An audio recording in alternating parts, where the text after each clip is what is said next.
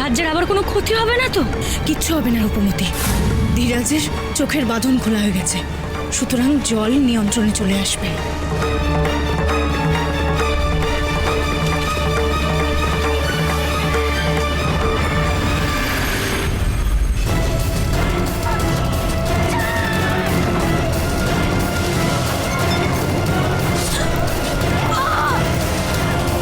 রূপমতি!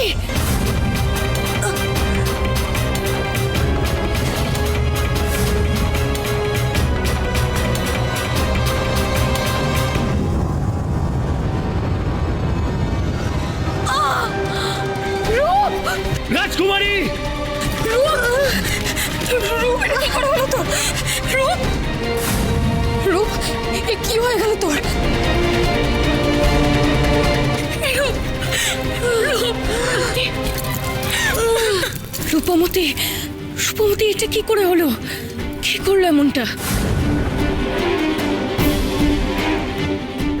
ধীরাজ, কুমার ধীরাজ কোথায়?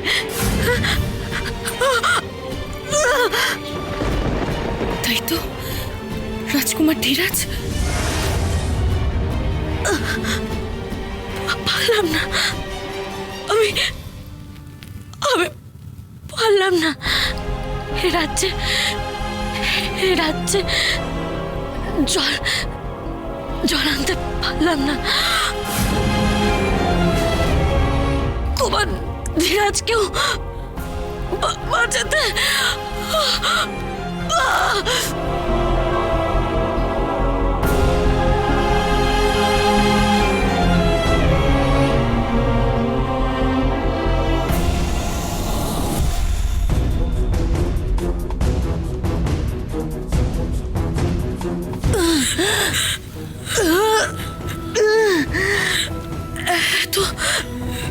এত চেষ্টা করেও সব নষ্ট হয়ে গেল। কুমার ধীরাজকেও কুয়েলে নিয়ে চলে গেল। আমি আমি কি বলবো মহারাজকে? আর আর আমার আমার আমার বেদ কুমারকেও মুক্ত করব কি করে? রূপমতি, তুমি আগে শান্ত হও। তোমাকে আগে এখন সুস্থ হতে হবে, কারণ এই বিষাক্ত তীর বেশিক্ষণ শরীরে থাকলে বড় বিপদ হতে পারে। এক্ষুনি আমি তীর বের করছি। না অরুণতি, আমার মনে হয় না এই তীর অত সহজে বের করা যাবে বলে।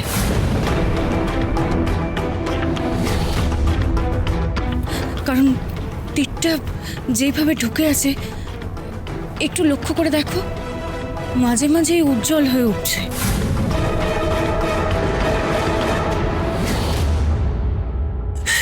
এবার কি হবে? রূপের সারা শরীরে তো বিষ ছড়িয়ে পড়েছে। এবার কিভাবে বাঁচাবো আমরা ওকে? না অরু, এখন আমার কথা ভাবিস না আমার কথা। রাজকুমারকে কোয়েলে কোথায় নিয়ে গেল দেখ, তাড়াতাড়ি দেখ। ওকে বাঁচাতে হবে ওকে। রূপমতি, তুমি নিজে আগে শান্ত হও। তোমার প্রাণ বাঁচানো আগে জরুরি। তোমাকে এখনই প্রাসাদে নিয়ে যাওয়ার ব্যবস্থা করতে হবে, কারণ এই তীর বেশিক্ষণ যেন শরীরে না থাকে। কিন্তু প্রাসাদ তো এখান থেকে অনেক দূরের পথ। রূপকে কিভাবে নিয়ে যাব আমরা?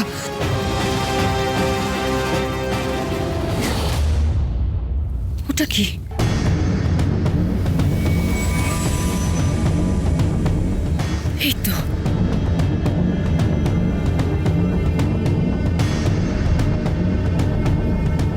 এই তো, গগনরাজের পালক।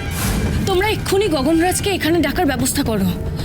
ওর সাথেই আমরা দ্রুত প্রাসাদে পৌঁছতে পারবো।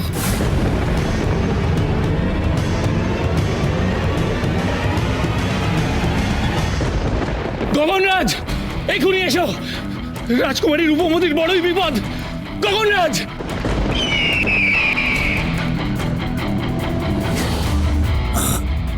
জটিলা, শয়তানি, তুই এখানেও চলে এসেছিস? তুই রূপমতির কোনো ক্ষতি করেছিস না? না না গগনরাজ, তুমি ভুল ভাবছো। উনি জটিলা নয়, রানী মরীচিকা। আমি তোমাকে সব কিছু পরে খুলে বলবো, কিন্তু এখন আমাদের কাছে বেশি সময় নেই। আমাদেরকে রূপকে খুব দ্রুত রাজপ্রাসাদে নিয়ে যেতে হবে। রূপকে বিষাক্ত তীর মারা হয়েছে। রূপকে যে করেই হোক আমাদেরকে বাঁচাতেই হবে।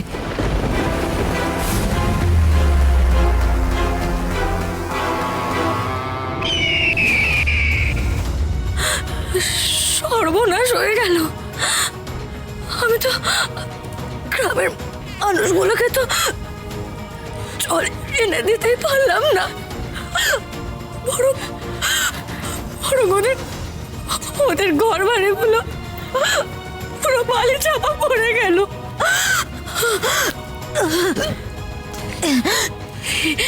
এইভাবে হেরে গেলাম।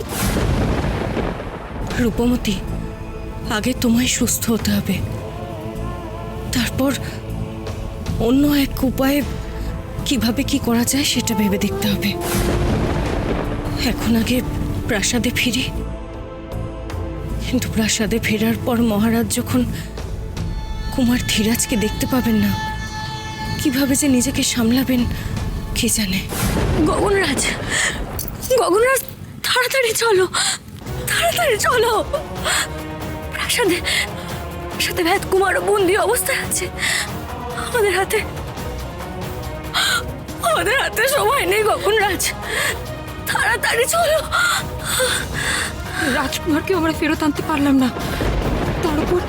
তারপর আশিনগরের ওপর এমন বিপদ ঘটলো। কে জানে মহারাজ দেবদত্তকে আদৌ ছাড়বেন কিনা। উনি যদি দেবদত্তকে সত্যি হত্যা করেন তখন। না, ভেদ কুমারের কিচ্ছু হবে না। যা হোক করে ভেদ কুমারকে বাঁচাতে হবে।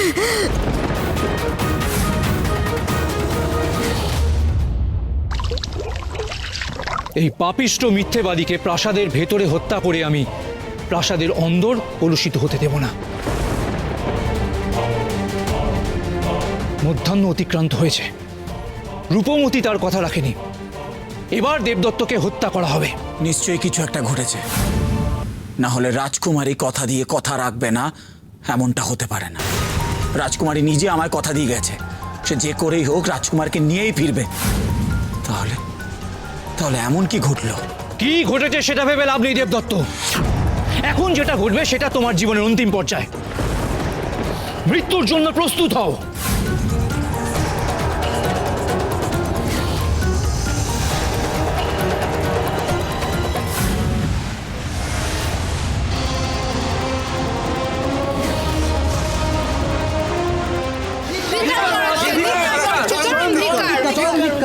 এসব কি হচ্ছে? আমার নামে এমন ধিক্কার কিসের জন্য? কি হয়েছে কি? তোমরা এত উত্তেজিত কেন? রাজকুমার অশুভ শক্তিধারী, তাকে দিয়ে পুরো রাজ্য ধ্বংস করিয়েছেন। আপনি অযোগ্য রাজা, আপনার পুত্র শয়তান। সাবধান! কোন সাহসে আমার পুত্র সম্বন্ধে কথা বলছো? কি করেছে সে? সে তো আর জীবিত নেই। কে বলেছে রাজকুমার জীবিত নেই? আমরা সবাই দেখেছি। রাজকুমারের জন্যই মরুভূমিতে বালির ঝড় এসেছিল। আমাদের বাড়ি ঘর সব নষ্ট হয়ে গেছে। দেখেছেন মহারাজ, রাজকুমার যে বেঁচে আছে, এবার আপনি বিশ্বাস করবেন তো? সত্যি সত্যি আমার পুত্র ধীরাজ বেঁচে আছে? তাহলে সে এত বছরে আমার কাছে ফিরে আসেনি কেন? ক্ষমা করবেন মহারাজ, কাল রাতে আমরাও কুমারকে প্রাসাদের বাইরে দেখেছিলাম। আপনি রেগেছিলেন বলে বলতে সাহস পাইনি। শুধু আমরা নয়, অনেক প্রহরীও কুমারকে কাল রাতে দেখেছে। আমার পুত্র ধীরাজ প্রাসাদে এলো আর আমি জানতেই পারলাম না। সে তার পিতার কাছে এলো না কেন? কেন ওকে তোমরা আমার কাছে নিয়ে এলে না? কেন কেন?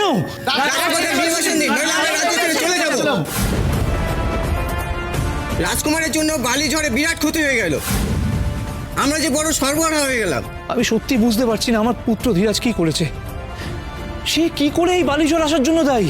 হয়তো সব প্রশ্নের উত্তর রাজকন্যার রূপমতি দিতে পারবে, কিন্তু সে তো এখনো ফিরল না।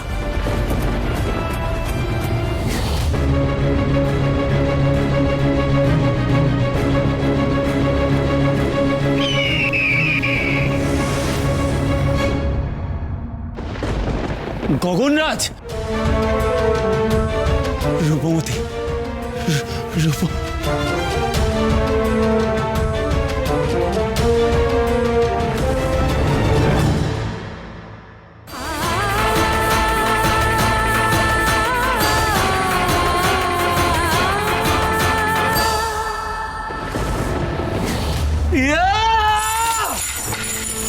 রূপমতি, রূপমতি, আমি পারলাম না রাজকুমার। রূপমতি, রূপমতি, রূপমতি, রূপমতি, রূপমতি, এই অবস্থা কি করে হলো? কি করে হলো? কিচ্ছু আছে, কিচ্ছু আছে তোমার। এই অবিরাজ, অবিরাজ, এই অরুন্ধতি, কি করে এই অবস্থা হলো? আরে বলো না, তোমরা চুপ করে আছো কেন? কি করে এই অবস্থা হলো? রূপমতি, কি করে হলো? কিচ্ছু হয়নি তোমার, কিচ্ছু হয়নি। এই তোমরা কথা বলছো না কেন? কি হলো? এই অরুন্ধতি, এই ও তুমি তাহলে ওর ক্ষতি করেছ। তোমার আসল রূপটা তাহলে বেরিয়ে এলো জটিলা। ছাড়বো না, কাউকে ছাড়বো না। কিচ্ছু হয়নি তোমার।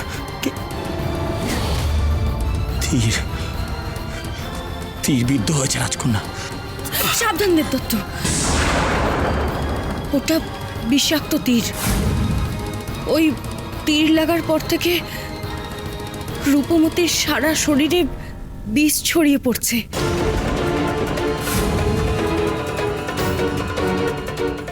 কি করে ওর এমন অবস্থা হলো? উত্তর দাও, কি করে? ধীরাজ কোথায় মরীচিকা? সে বেঁচে আছে, আমি প্রমাণ পেয়ে গেছি। হ্যাঁ মহারাজ, ধীরাজ বেঁচে তো আছে, কিন্তু আপনি যদি আগেই রূপমতীদের কথা মেনে নিতেন তাহলে আজকে ধীরাজকে আমাদের হারাতে হতো না।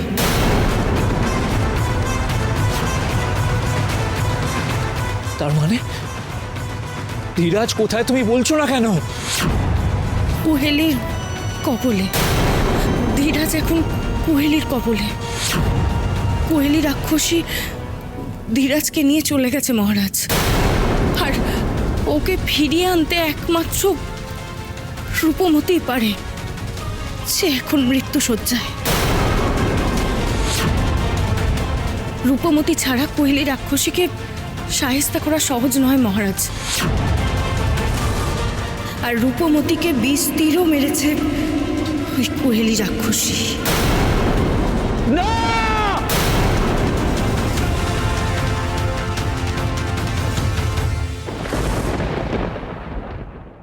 শয়তানি রাক্ষসী, নিজের স্বার্থ সিদ্ধির জন্য আমার রাজ্যবাসীর এত বড় ক্ষতি করলে তুমি।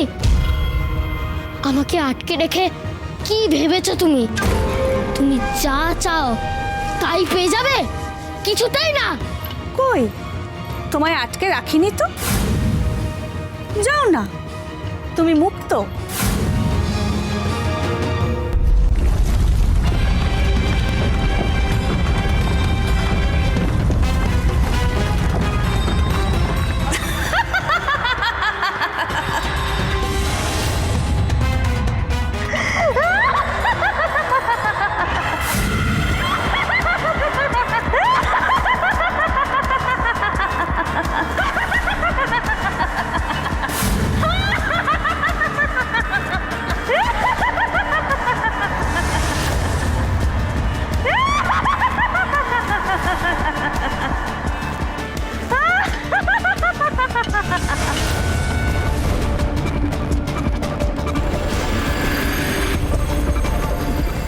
এই চোখ দুটো, তোমার এই চোখ দুটো হিরে মণি মাণিক্য সোনা দানা সবকিছুর থেকে অনেক অনেক অনেক বেশি দামি কুমার।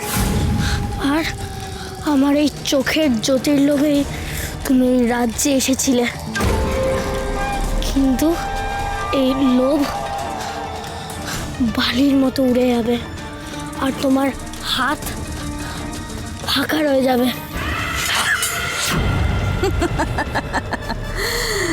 আমার ক্ষমতা কতটা তুমি জানো না বালক। মূর্খের মতো দিবা স্বপ্ন দেখছো তুমি।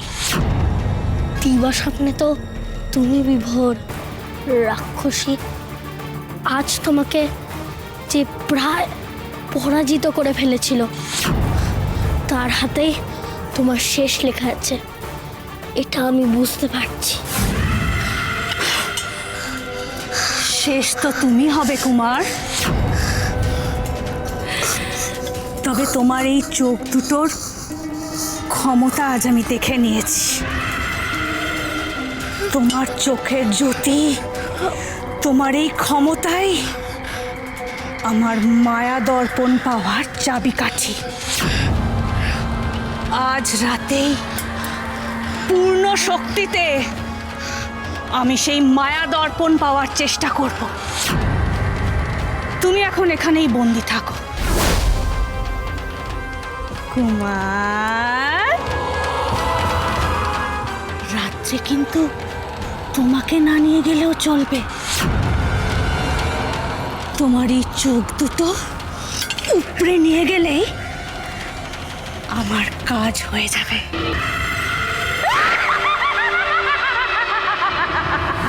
না না না না না না, আমি কিছুতেই মানি না, কিছুতেই মানি না। রাজকন্যাকে সুস্থ করা যাবে না, আমি এটা কিছুতেই মানি না। সে করেই হোক রাজকন্যাকে সুস্থ করতে হবে। আপনাদের রাজবৈদ্যকে ডাকুন, কিছু একটা করুন মহারাজ, কিছু একটা করুন। রাজকন্যার কিছু হলে সব কিছু তছনছ করে দেবো, শেষ করে দেবো, আমি শেষ করে দেবো সব। আমি নিজে আয়ুর্বেদ শিক্ষা জানি, কিন্তু এরা যে এমন কোনো ভেষজ নেই যা এই ভয়ানক বিষ তুলতে পারে। তাহলে কি হবে? আমরা চোখের সামনে রূপকে শেষ হয়ে যেতে দেখবো? আপনার রাজ্যে আপনার পুত্রকে রক্ষা করার জন্য আজকে রূপের এই অবস্থা, এই সর্বনাশ হলো, আর আপনি মহারাজ হয়ে বলছেন যে আপনি কিচ্ছু করতে পারবেন না। না না, আসলে আমাদের রাজ্য তো মরুভূমি প্রধান, তাই এখানে ভেষজ বড় সীমিত। হ্যাঁ, নগরের দক্ষিণ প্রান্তে এক বিশেষ ধরনের কাঁটা গাছ আছে, কিন্তু সে তো বড় বিপদসংকুল। মানে সেই কাঁটা গাছ অবধি পৌঁছানোটা অস্বাভাবিক। আর সূর্যাস্ত তো প্রায় হতেই চলেছে। আমার আন্দাজ যতটুকু, রানী রূপমতীকে দেখে তো মনে হচ্ছে রানী রূপমতীর হাতে সূর্যাস্ত অবধি সময় আছে। তার মধ্যে ওই কাঁটা গাছ থেকে পাতা না আনতে পারলে রানী রূপমতীকে বাঁচানো সম্ভব হবে না। কোথায় আছে, কোথায় আছে সেই কাঁটা গাছ আমাকে বলো। যতই বিপদ সংকুল হোক না কেন, আমি রাজকন্যাকে সুস্থ করার জন্য সেই কাঁটা গাছ নিয়ে আসবই। বলুন আমায়। কিন্তু সেই গাছের অবস্থান আমরা কেউ জানি না, শুনেছি এটুকুই। তবে আমি তোমাদের একটা সাহায্য করতে পারি। দাঁড়াও,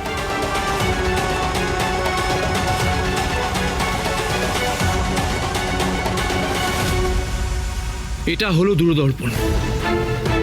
এর এক বিশেষ ক্ষমতা আছে। চোখের সামনে এই দর্পণ ধরলে দূরের জিনিস স্পষ্ট দেখা যায়। তুমি যখন গগনরাজের পিঠে চড়ে যাবে, তখন নিচের সব জিনিস স্পষ্ট দেখতে পাবে।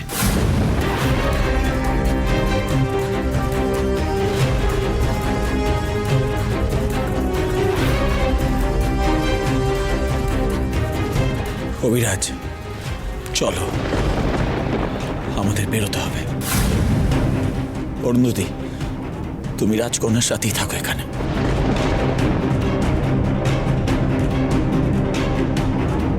চিন্তা করো না রাজকন্যা, চিন্তা করো না, তোমার কিচ্ছু হবে না।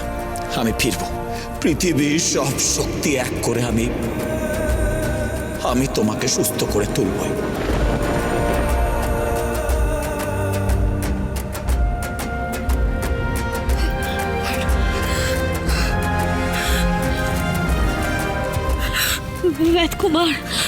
বেদকুমার, দেবদত্ত তোকে বাঁচানোর জন্য ভেষজ ঔষধি আনতে গিয়েছে। তুই দেখিস রূপ, তুই খুব তাড়াতাড়ি সুস্থ হয়ে যাবে, সব ঠিক হয়ে যাবে। নে, আমি তোর মাথায় একটু হাত বুলিয়ে দিই। কি হলো রূপ, তোকে কষ্ট হচ্ছে? কি হলো?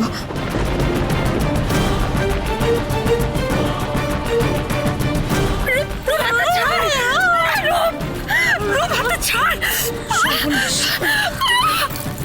রূপ, ছাড়। রূপ।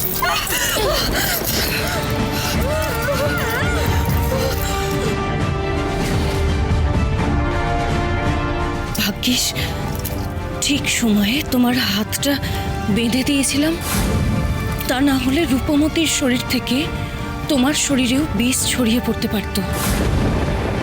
মহারাজ দেখেছেন এই বিষাক্ত তীর কি সাংঘাতিক। তার মানে রূপমতিকে এখন যে স্পর্শ করবে তার সারা শরীরে বিষ ছড়িয়ে পড়তে পারে। আমার কাছ থেকে সরে যাও, আমি ক্ষতি করে দেবো তোমাদের।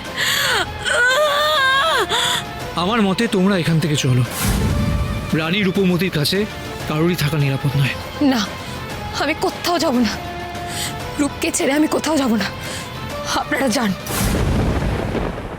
অরুন্ধতী, আমি বলছি তোমায়, তুমি এখন যাও এখান থেকে।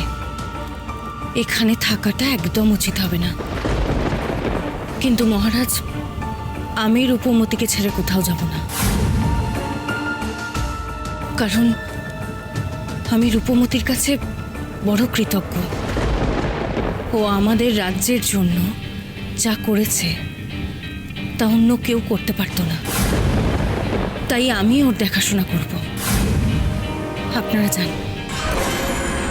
যাও, নিশ্চিন্তে যাও। আমি থাকতে রূপমতির শ্বাস আমি কিছুতেই বন্ধ হতে দেব না।